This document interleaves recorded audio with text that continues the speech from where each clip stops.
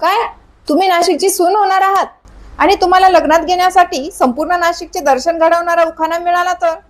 नमस्कार मंडळी, स्वागत आहे तुमचं उखाणा.मराठी या आपल्या उखाण्यांच्या सुंदर दुनियेत.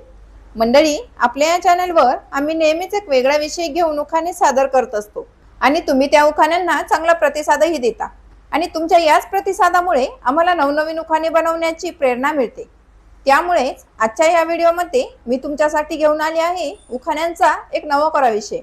मंडळी, आपल्या या व्हिडिओमध्ये आपण बघणार आहोत नाशिककरांसाठी मोठा, लांबलचक पण सोपा उखाणा. या एकाच उखाण्यात आपण संपूर्ण नाशिक दर्शन करणार आहोत. त्यामुळे व्हिडिओ अगदी शेवटपर्यंत बघा आणि आवडल्यास लाईक सुद्धा करा. चला तर सुरू करूया आपल्या नाशिकचा लांबलचक असा उखाणा.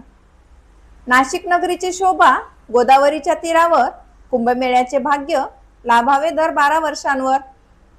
काळाराम मंदिर शोभे पंचवटीच्या कुशीत, सीतेचे वास्तव्य नाशिकच्या भूमीत. अंजनेरीचा डोंगर हनुमानाचे जन्मस्थान, ब्रह्मगिरीचे सौंदर्य मनाला देईल समाधान. सप्तशृंगी देवीचा वास वणीच्या गडावर, नाशिकची ओळख तिच्या कृपाछत्रावर.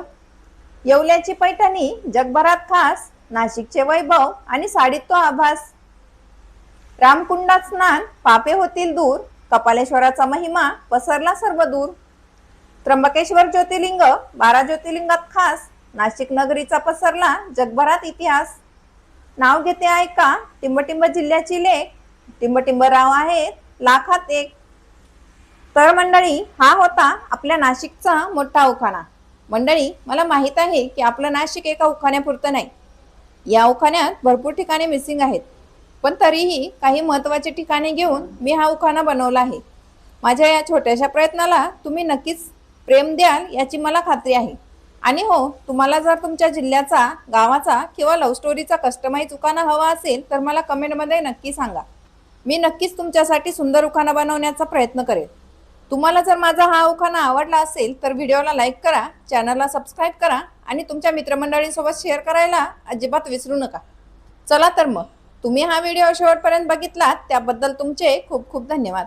पुन्हा भेटूया अशा छानशा विषयासोबत. तोपर्यंत हसत राहा, आनंदी राहा आणि उखाणे ऐकायला तयार राहा. धन्यवाद.